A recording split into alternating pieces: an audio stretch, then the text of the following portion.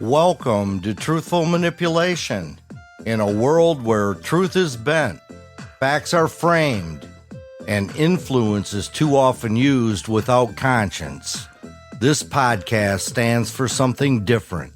I'm Dave Kelsey, along with H. Daniel Mujahid, and together we expose manipulation, defend integrity, and help you see clearly in a world determined to confuse you. Welcome back to Truthful Manipulation, the podcast where we ask uncomfortable questions, laugh at uncomfortable answers, and occasionally wonder how some people got promoted without first passing a basic humanity inspection. I'm Dave. And I'm Daniel. And today's episode's called, What Happens When the Leaders Prove They're Not Deserving of the Positions They Hold? And Daniel, I have to tell you, this topic makes me nervous. Why, Dave? Because the list of examples is so long, we may need a second podcast, a storage unit, and maybe federal funding. Now, we are not naming names today, are we? Good. Because we don't have time. Also good. And because this issue is bigger than one person, one party, one company, one organization, one church, masjid, or temple, one sports team, or one family. Exactly. This is about a pattern. A dangerous pattern. The pattern where people get power, get authority, get titles, get corner offices, get microphones, get security details, get parking spots with their names on them. And then prove they should not be trusted with a stapler. Not even the good stapler. Especially not the good stapler. Because once a leader starts misusing office supplies, democracy's only 3 meetings away from collapse. That's not the lesson, is it? It could be. Well, yep. And the other part of the lesson is this. A position does not make someone worthy. The person has to prove they are worthy of the position. And when they prove they're not, then the rest of us have a responsibility to stop pretending. Let's start with one of the biggest manipulations in society.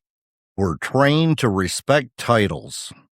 President, CEO, pastor, church, coach, director, owner, chairman, manager, principal, founder, influencer, expert, consultant, and of course, assistant to the regional manager. Now, that one may be the most dangerous. Absolutely. Give somebody a clipboard and a walkie-talkie, and suddenly they're Napoleon in khakis. The problem is that we often confuse the title with the character. Yes, we assume that because someone reached the position, they must have earned it. And sometimes they did. And sometimes they didn't. And sometimes they inherited it. Sometimes they politicked their way into it. Sometimes they intimidated people. Sometimes they were the last person standing after everybody qualified quit. And sometimes they were promoted because they looked confident. That one scares me. It should. Because confidence without competence is just a TED Talk with consequences. Exactly. A title can open the door, but character has to keep the room from catching fire. A position gives someone authority, but it does not automatically give them wisdom. You can put a crown on a raccoon, it's still going through your trash at midnight. And probably blaming the neighbor. That's leadership failure right there. No, that's wildlife. Same attitude sometimes. Well, here's the danger, Dave. Dear audience, once people accept the title as proof of worthiness, they stop asking important questions. Questions like, are they honest? Are they competent? Are they humble? Can they handle criticism? Do they tell the truth? Do they protect people? Do they accept responsibility? Do they serve the mission? Or do they serve themselves? Yep, that's the difference. A real leader serves the responsibility of the position. A bad leader uses the position to serve themselves. That right there's the whole episode. We still have 30 minutes, Dave. I know, I just wanted credit early. And that is why you are not in charge of the whole show. Fair. When someone gets a leadership position, society often gives them the benefit of the doubt. Now, there's nothing wrong with that. People deserve a fair chance. But the benefit of the doubt is not supposed to become a lifetime membership. At some point, doubt is no longer the issue. Evidence is. As you go, if a leader keeps making selfish decisions, if they keep lying, if they keep blaming others, if they keep punishing truth tellers, if they keep choosing image over integrity, then the real question is no longer, should we give them more time? The real question is, how much damage are we willing to excuse? That's heavy, It should be. but also accurate. That too. Let's talk about warning signs, because unworthy leaders rarely show up wearing a name tag that says, "Hello, my name is Insecurity wearing a suit." Although that would save everyone a lot of time. It really would. The first warning sign is simple. They cannot admit mistakes. A real leader can say, I was wrong. A bad leader says, mistakes were made. That phrase comes with sirens. Absolutely. Mistakes were made is what people say when they want the sentence to have no fingerprints. Right, the mistake just wandered in off the street. Who broke the organization? Not me. A mistake happened. No. A leader who cannot admit mistakes cannot correct mistakes. And a leader who cannot correct mistakes becomes a manufacturer of new mistakes. Like a factory. Indeed, Dave. But instead of making cars, it makes excuses. That's the second warning signal coming. They blame everyone else. This is where every failure has a villain. The staff failed, the media failed, the customers failed, the voters failed, the previous leader failed, the weather failed, the printer failed, Mercury was in retrograde, some intern used the wrong font. Now, at some point, if everything around the leader is always the problem, the leader may be the weather system. Ooh, that's good. Thank you. I thought you'd like that. You sound like a leadership meteorologist. Well, there is a high-pressure system of nonsense moving in from the executive suite. Third warning sign. They take credit for success and outsource failure. Indeed, they do. When things go well, they say, I built this. When things go wrong, they say, we need to investigate who was responsible. And it's never them. Never, never. They are like emotional landlord. They collect the rent when things are good and disappear when the pipes burst. That is painfully accurate, Dave. A real leader shares credit and accepts responsibility. A bad leader hoards credit and distributes blame.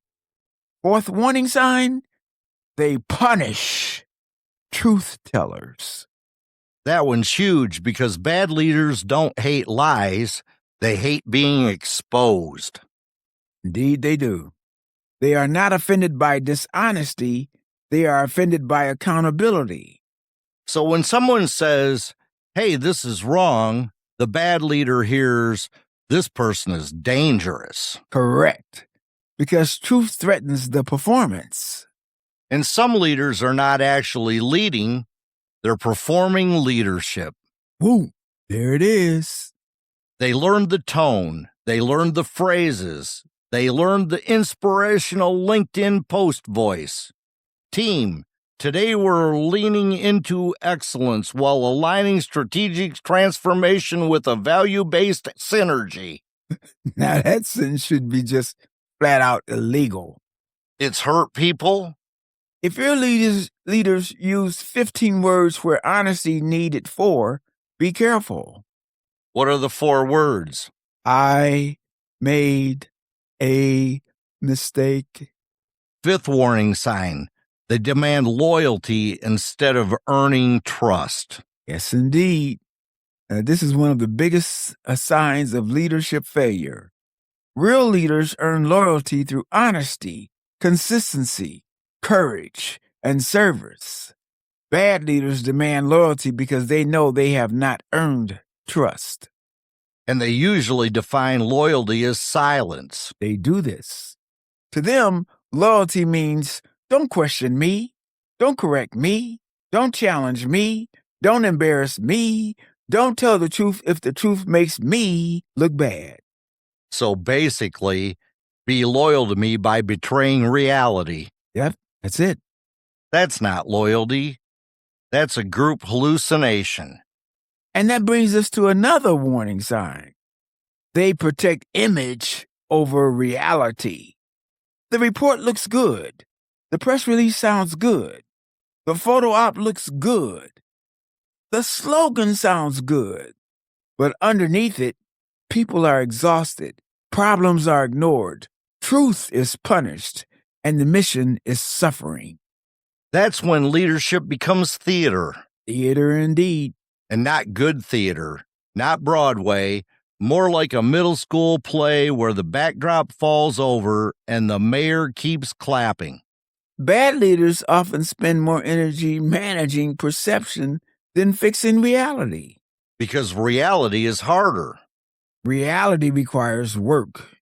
Perception requires lighting. And a fog machine. Some leaders love a fog machine, Dave. Because nobody can see the dumpster fire. This episode of Truthful Manipulation is brought to you by the official condition of modern leadership. How did this person get promoted? Have you ever looked at someone in charge and thought, surely there was an application process? And then you remember maybe the application was just, can you talk confidently? Can you blame others? Can you use the word strategic while making eye contact? Can you survive a meeting without answering the actual question? Then congratulations, you may already be overqualified. But here at Truthful Manipulation, we believe leadership should require more than a title, a lanyard, and the ability to say, let's circle back. So visit truthfulmanipulation.com, check out the podcast, check out the book, and remember, if your leader says circle back more than they say I'm responsible, keep your eyes open. And now back to this week's episode. Now, audience, let's have a little discussion and thought about followers. Careful. People don't like that part. I know. But bad leaders do not operate alone. They are protected by systems, excuses, fear, loyalty, identity, and people who would rather defend failure than admit they were fooled. That's the uncomfortable part. Sometimes people keep supporting a bad leader because admitting the leader failed would mean admitting they were wrong. I agree with you. And many people would rather carry a lie for 10 years than admit they were tricked for 10 minutes. That sentence needs its own chair. Yeah, let it steep. It's sitting. Good. One reason people defend bad leaders is the sunk cost fallacy. That's when people keep investing in a bad decision because they already invested so much. That's it. They supported the leader.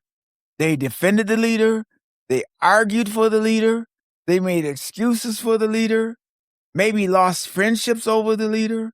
So now, when the evidence comes in, they do not think, I should reconsider.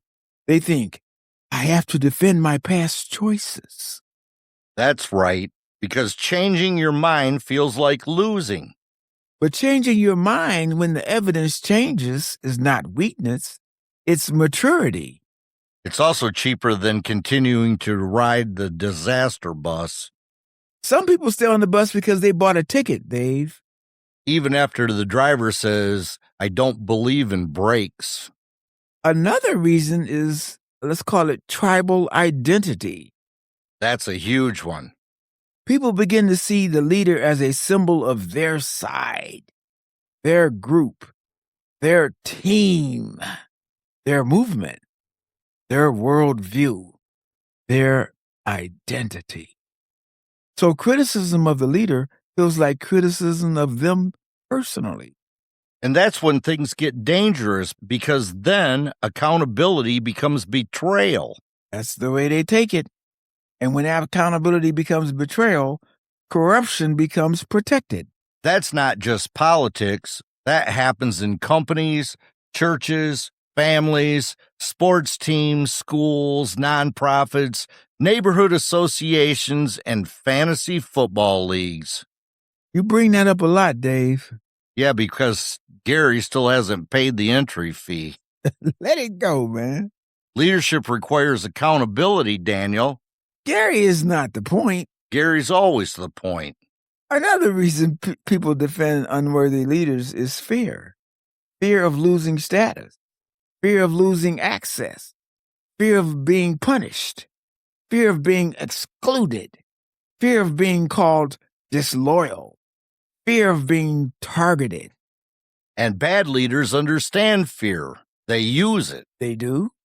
A leader who relies on fear is not leading. They are controlling. And there's a difference. Leadership says, follow me because the mission matters. Control says, follow me or else. Or else.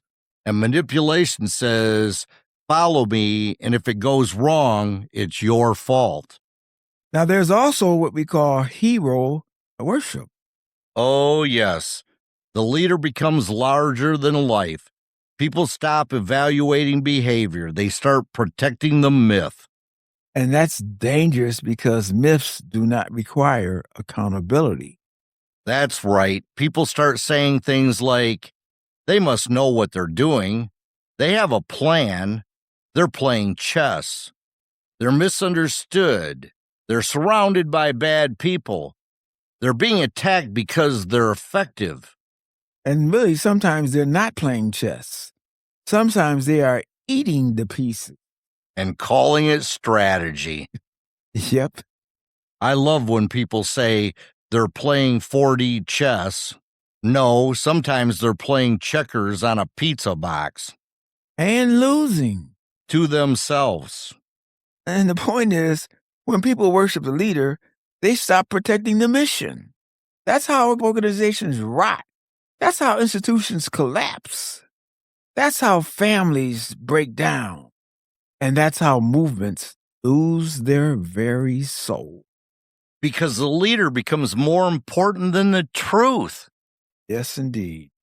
And once the leader becomes more important than the truth, manipulation has won the room. Let's talk about the cost, because bad leadership is not just annoying, it's expensive. Very expensive, Dave. It costs money, trust, morals, time, energy, opportunity, talent, reputation, and sometimes lives, sometimes freedom, sometimes the future of an entire organization or society. And the people who pay the highest price are usually not the people who cause the damage. That's exactly right. Executives get golden parachutes. Workers get, we appreciate your service, which is corporate language for, please return your badge by Friday. Citizens pay for political failure. Employees pay for executive arrogance. Congregations pay for spiritual corruption. Athletes pay for bad coaching. Children pay for adult ego. Families pay for the person who refuses to be accountable. Unworthy leadership always sends the bill downward. That's powerful. And that's truth. Bad leaders rarely suffer first. Correct. The damage rolls downhill. Like a shopping cart with one bad wheel. Is that your analogy? Yes, because everyone has experienced it. You walk into the grocery store thinking today will be normal, and then the cart starts pulling hard left into the cereal display, and suddenly you're apologizing to a cardboard tiger. That's oddly relevant. Bad leadership is a shopping cart with a broken wheel. Everybody else is trying to steer it. When leaders are unworthy of the position, good people leave. That's a huge sign. When the honest people, the competent people, the experienced people, and the people with integrity start leaving, pay attention. Pay attention, because bad leaders often call that disloyalty. But sometimes it's just human survival. People don't always leave organizations. Sometimes they leave leaders. Yep, exactly. And sometimes they leave because telling the truth has become professionally dangerous. Which means the organization has become allergic to reality. Allergic. And once an organization is allergic to reality, it starts treating truth like an infection. The people who bring facts are labeled negative. The people who raise concerns are labeled difficult troublemakers. The people who ask questions are labeled unmanageable. Meanwhile, the people smiling through the collapse get promoted. Because they make the leader comfortable. That's not leadership. That's emotional catering. And if comfort becomes more important than truth, failure is already in the house. It has a badge. And reserved parking. And it brought donuts. Of course it brought donuts. Bad leadership always brings donuts before layoffs. That should be on a mug. This portion of Truthful Manipulation is brought to you by something every organization desperately needs: a mirror. Not a branding consultant, not another retreat, not a mission statement printed on expensive foam board, a mirror. Because before a leader says the team needs to improve, maybe the leader should look in the mirror and ask, am I the reason everyone looks tired? At truthfulmanipulation.com, we talk about integrity, ethics, accountability, manipulation, and the courage to tell the truth without becoming cruel. Our book is there. The podcast is there. The message is here. And the mirror? That part you have to bring yourself. And now back to our show. Now we need to make a distinction. Authority and leadership are not the same thing. Correct. Authority can be assigned. Leadership must be earned. Authority says, I have the title. Leadership says, I have the trust. Authority says, you have to listen to me. Leadership says, I have earned your attention. Authority can make people comply. Leadership makes people believe. Authority can control behavior. Leadership can inspire commitment. And bad leaders confuse obedience with respect. That they do. They think because people are quiet, they agree. Sometimes people are quiet because they're updating their resume. Exactly. Silence is not always support. Sometimes silence is a survival strategy. That's true in meetings when everybody stops talking and just starts writing notes. Those aren't notes. Those are escape plans. A real leader does not need everyone to pretend. A real leader wants the truth early enough to fix the problem. And there's a big difference in that. Bad leaders don't want the truth until after the damage becomes public. And by then, they do not want the truth. They want a statement. We are deeply committed to learning from this situation. Translation, got caught. Leadership is not about being the loudest person in the room. Thank God. Leadership is not about dominating every conversation. Somebody should tell conference panels. Leadership is not about never being questioned. Somebody should tell insecure bosses. Leadership is not about being surrounded by people who agree with you. Somebody should tell group chats. Leadership is responsibility. It is service. It is judgment. It's humility. It is courage. It is accountability. It is the ability to say, I was wrong. I need to listen. We need to fix this. The blame starts with me. The credit belongs to the team.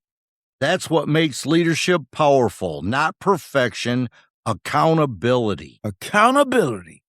We do not need perfect leaders. They don't exist. And if someone tells you that they are perfect, run. Fast. Like you just saw a raccoon wearing a crown.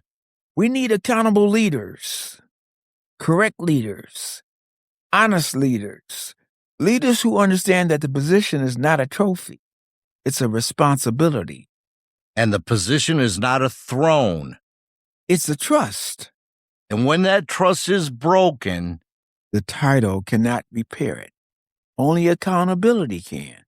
This is where truthful manipulation comes in, because unworthy leaders don't just fall, they manipulate. Yes, they use emotional tactics to survive the consequences of their own behavior. Like what? Well, first, they create false enemies. When their leadership is questioned, they redirect attention. They say, the real problem is them. The critics are jealous. The media is unfair. The employees are lazy. The customers do not understand. The board is against me. The family is ungrateful. So instead of answering the question, they create a villain. Correct. That's the classic distraction. Second, they use crisis to avoid accountability. Can you explain that? When pressure builds, they say, this is not the time for criticism. We need unity. We need loyalty. We need to move forward. But somehow moving forward always means do not look backward at what I did. That's right. They burned down the kitchen and now they want everyone focused on dessert. Exactly. Let's not point fingers, says the person holding the matches. Thirdly, they redefine accountability as attack. This is extremely common nowadays. Ask a fair question, and they act wounded. Raise a concern, and they accuse you of being negative. Point out a contradiction, and they say you are divisive. So accountability becomes aggression? Yep. And that's how manipulation protects incompetence. The fourth tactic, they flood the room with confusion. Yes. They make the issue so complicated that people get tired. They bury the truth under explanations, excuses, side stories, technicalities, and emotional fog. The old strategy, if you can't defend the behavior, exhaust the audience. Exactly. I've been in meetings like that. By minute 45, I no longer cared who was right. I just wanted a sandwich and freedom. That's how confusion works. People stop seeking truth because they are worn out. Fifth tactic, they surround themselves with protectors instead of truth tellers. That's the inner circle problem. That's it. Every unworthy leader eventually builds a wall of people whose job is not to tell the truth. Their job is to protect the leader from the truth. That's not a leadership team. That's a moat. And the deeper the moat gets, the more disconnected the leader becomes from reality. So the leader starts believing their own press release. Yes. That's dangerous. Very. Because once leaders believe they are above correction, they become unsafe. That word matters. Unsafe. It does. Because leadership affects people. Real people. Not charts. Not slogans. Not stakeholders in a PowerPoint. People. And if you can't care about the people affected by your decisions, you should not be making those decisions. Correct. This episode is brought to you by the phrase, every bad leader fears most. Can you explain that? Not yell, not attack, not insult, just calmly ask. Can you explain that? Watch what happens. A good leader will answer. A struggling leader may think. A bad leader will suddenly need to leave for another meeting. At Truthful Manipulation, we believe questions are not disrespect. Questions are how adults keep the room honest. So visit truthfulmanipulation.com for the book, the podcast, and the reminder that manipulation hates clarity. And nothing clears a room faster than one person with a calm voice, a working memory, and receipts. And now back to the conclusion of this week's episode. Now we get to the practical question. What should people do when a leader proves they are not deserving of the position? First, stop pretending. Yes. That's step one. Stop pretending the problem is not the problem. Stop pretending character does not matter. Stop pretending competence does not matter. Stop pretending truth is optional. Stop pretending the leader is playing a secret genius strategy when the evidence says otherwise. And stop pretending the smoke is just aggressive fog. Second, name the pattern. Not just one mistake, the pattern. Do they always blame others? Do they always avoid responsibility? Do they always punish honesty? Do they always demand loyalty? Do they always rewrite the story? Do they always protect themselves first? Patterns matter. One flat tire is unfortunate. 4 flat tires in the steering wheel in the trunk means we have a bigger problem. Third, protect the mission, not the ego. This is critical. In families, companies, churches, mosques, synagogues, teams, governments, and communities, the mission must be bigger than the leader. If the mission only survives when somebody questions the leader, it's not a mission. It's a personality cult with refreshments. Hear ye, hear ye. And usually bad coffee. Always bad coffee. Fourth, tell the truth responsibly. That means don't become reckless. Don't become cruel. And don't become dishonest in response to dishonesty. I heard that. Truthful manipulation does not mean you manipulate back. It means you use truth, ethics, clarity, humor, and courage to resist manipulation. Because if you become the thing you're fighting, the bad leader still shaped you. That's exactly right, Dave. Fifth, build accountability before crisis. Yes, indeed. Healthy systems do not wait until everyone is on fire to ask who has the extinguisher. Or who locked it in the executive restroom. Accountability should be built into the culture. Transparent decisions, clear standards, honest feedback, independent review, protection for truth tellers, real consequences. Because without consequences, accountability is just a decorative word. Yep. A poster on the wall does not create integrity. I've seen those posters. Integrity, excellent, trust. Hanging right outside the office where everybody is lying. The poster is not the problem. No, but sometimes the poster is the only honest employee. We should make something clear. A leader making a mistake does not automatically mean they're unworthy. True. Everyone makes mistakes. Good leaders make mistakes. Great leaders make mistakes. The issue is not whether a leader fails. The issue is how they respond when they fail. That's important. Failure can teach, failure can humble, failure can strengthen judgment, and failure can reveal character. Indeed. A worthy leader can fail and grow.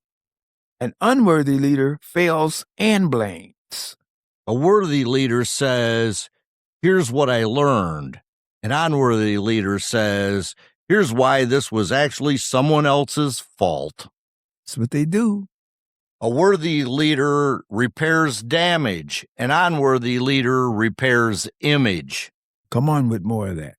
A worthy leader listens. An unworthy leader hires a communications team. And sometimes both are needed. True, but if the apology has 12 consultants and no accountability, I'm suspicious. And we should be. There's a difference between a leader who had a bad day and a leader who has a bad pattern. And that's the distinction. We should leave room for growth. But we should not use growth as an excuse to ignore repeated harm. That's where people get manipulated. They confuse forgiveness with access. And very importantly, remember, you can forgive someone and still remove them from leadership. Forgiveness does not require giving someone the keys again. Exactly. If someone crashes the bus, I can forgive them, but I'm not handing them another bus full of children and saying, let's see what happens. Now that's wisdom. And basic transportation policy. A leader who has caused damage may deserve dignity. They may deserve fairness. They may deserve a chance to repair. But that does not mean they automatically deserve continued authority. And authority is not a consolation prize. Right? You don't get to keep power just because consequences make you sad. I'm hearing you. And this is where ethics matters. Accountability is not revenge. Accountability is responsibility with consequences. Say that again, Daniel. Accountability is not revenge. Accountability is responsibility with consequences. That should be written on every boardroom wall, every city hall, every locker room, every church office, and every family group text. Especially the family group texts. Those are lawless territories. This matters because trust is fragile. Very fragile. Institutions depend on trust. Companies depend on trust. Governments depend on trust. Families depend on trust. Teams depend on trust. Faith communities depend on trust. And when leaders prove unworthy, they do not just damage themselves, they damage trust in the society, in the position. That's true. A bad CEO makes people distrust management. A bad politician makes people distrust government. A bad pastor makes people distrust faith. A bad coach makes players distrust authority. And a bad parent makes children distrust safety. That's why leadership failure matters. It spreads. Like glitter. What? Bad leadership's like glitter. You think it's contained, but 6 months later, it's still showing up in places it should never be. That's weirdly accurate, Dave. Thank you. When a leader breaks trust, the next leader has to work twice as hard to rebuild it. Because people are not just responding to the new leader, they're still carrying the damage from the old one. Yep, exactly. That's why unworthy leadership is not temporary. The person may leave, but the damage remains. Trust has to be rebuilt. Culture has to be required, repaired, remade. People have to heal. Systems have to change. So what does worthy leadership look like? A worthy leader understands that the position belongs to the mission, not to their ego. A worthy leader listens before the crisis. A worthy leader welcomes truth tellers. A worthy leader shares credit. A worthy leader accepts responsibility. A worthy leader can apologize without needing a parade. A worthy leader does not confuse criticism with betrayal. And a worthy leader doesn't need every room to clap. A worthy leader does not make loyalty more important than honesty. A worthy leader protects people from harm. And when a worthy leader realizes they can no longer serve the role well, they step aside with dignity. That last one is rare. Yes, it is. Because ego loves the chair. Indeed. Some people sit in the chair so long they start thinking the chair is part of their body. And someone asks them to move, they act like it's a medical procedure. I can't step down the chair and I have merged. That's not leadership. That is upholstery possession. I don't know what that means, but I support it. We also have to talk about the responsibility of followers. That's where people get quiet. They shouldn't. Because followers are not powerless. Followers decide what they excuse. Followers decide what they normalize. Followers decide what they defend. And followers decide what they ignore, what their truth matters or not. That's a serious responsibility. Yes, it is. Bad leaders survive when enough people decide comfort is safer than truth. And sometimes people say, well, what can I do? You can start by refusing to lie for the leader. That's big. You can refuse to repeat excuses you know are false. And you can refuse to attack truth tellers. You can refuse to call accountability disloyalty. You can refuse to confuse criticism with hatred. And you can refuse to protect the title at the expense of the truth. And you can ask better questions. Always. Questions like, what happened? Who was harmed? Who benefited? Who's being blamed? Who's being silenced? Who's being protected? And what would accountability look like? That's how manipulation gets exposed. Not always by shouting, sometimes by asking one question nobody wanted answered. And humor helps. It does. Because bad leaders love fear. They love tension. They love making the room feel heavy. Humor can break the spell. Yes, not cruel humor, not cheap shots, but honest humor. The kind that says, wait a minute, are we all pretending that makes sense? Humor can puncture false importance. That's why insecure leaders hate it. That's why they hate it. Because humor reminds everyone the emperor may not have clothes. Or pants. Please keep it professional here now, Dave. I'm trying. Try harder, man.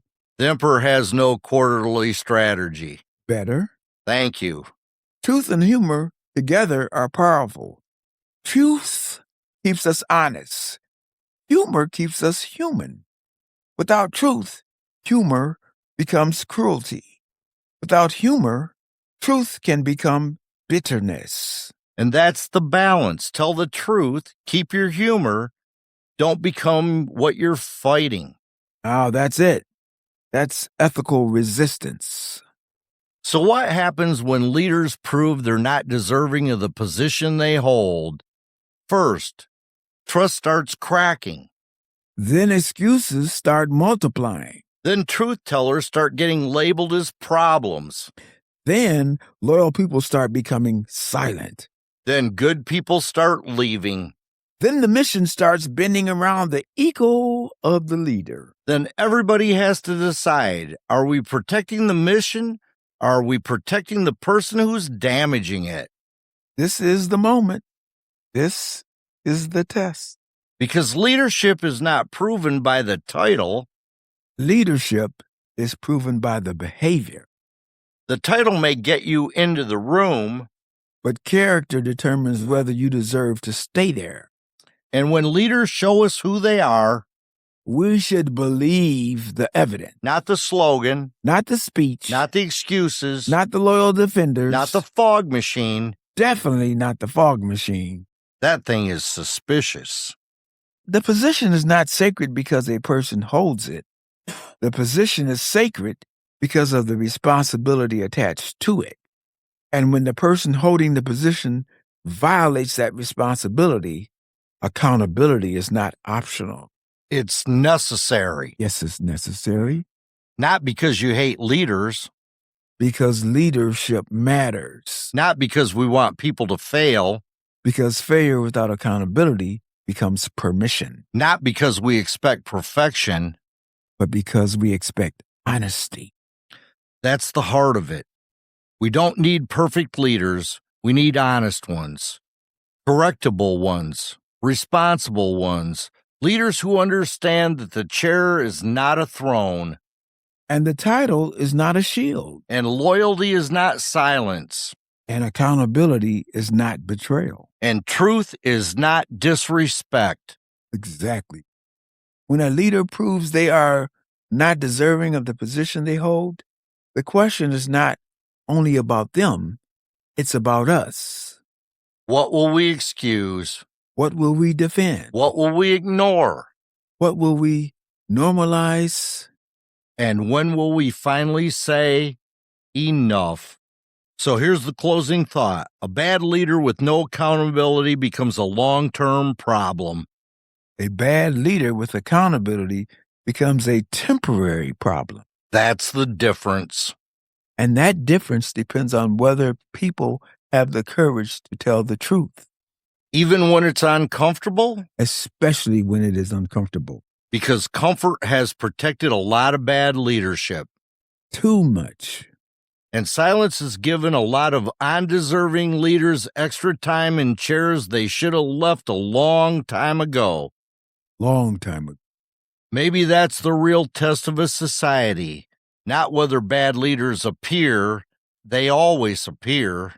The real test is whether people keep handing them permission. The title doesn't make the person worthy. The person proves whether they are worthy of the title. And when they stop proving it, then the rest of us have a responsibility to stop pretending. That's not rebellion. That's accountability. That's not disrespect. That's integrity. That's not negativity. That's the truth. And truth, when used with ethics, courage, and humor, is still the best tool we have. Even if the leader hates the toolbox. Especially then. For Truthful Manipulation, I'm Dave. And I'm Daniel. Tell the truth. Keep your humor. Ask who benefits. And never confuse a title with character. We'll see you next time. Thanks for listening to Truthful Manipulation, the show that asks the questions your group chat keeps avoiding. Got a comment, question, complaint, or a topic you think Daniel and I should argue about? Email us at truthfulmanipulation@gmail.com. Visit truthfulmanipulation.com for more episodes, articles, and the link to buy our book, Truthful Manipulation, A Roadmap to Live By. Please like, share, follow, and subscribe. It helps the show. And unlike most advice on the internet, it actually takes less than 10 seconds. Until next time, check the facts, question the motive, keep your sense of humor, and most of all, never become customer service for the lie.